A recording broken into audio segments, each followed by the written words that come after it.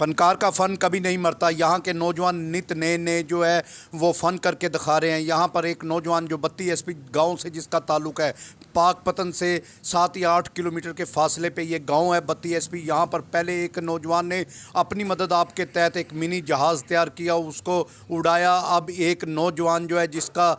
نام محمد بخش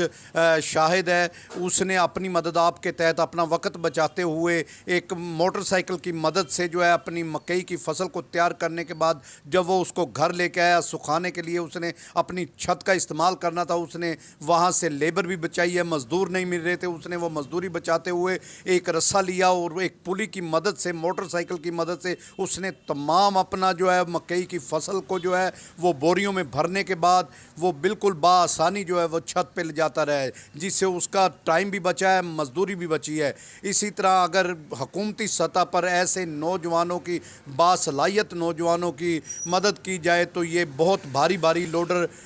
جو ہے وہ تیار کر سکتے ہیں. اسی حوالے سے اگر دیکھا جائے تو ہماری ملکی سطح پر جو ہے ایسے نوجوانوں کی مدد ہونی چاہیے جو اپنی مدد آپ کے تحت جو ہے ایسے کام کرتے ہیں. ایسے نوجوانوں کی حوصلہ افزائی ہونی چاہیے تاکہ یہ نوجوان باصلاحیت نوجوان جو ہے یہ میدان میں آگے نکل سکے اور نئے نئے کارنامے انجام دے سکے, جس سے ملک بھی ترقی کرتا ہے اور دوسرے نوجوانوں کو بھی اس سے حوصلہ افزائی ہوتی ہے, اور ایسے کارنامے کرنے پر نوجوانوں کا ٹائم بھی بچے گا. اس سے جو ہے بچت بھی ہوگی, پیٹرول کی بھی, دوسری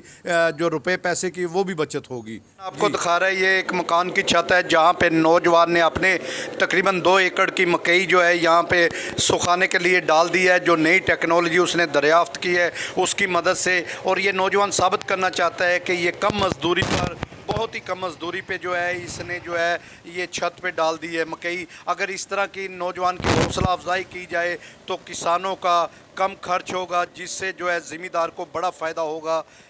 کیمرہ مین جمشید عابد کے ساتھ 32 نیوز پاک پتن.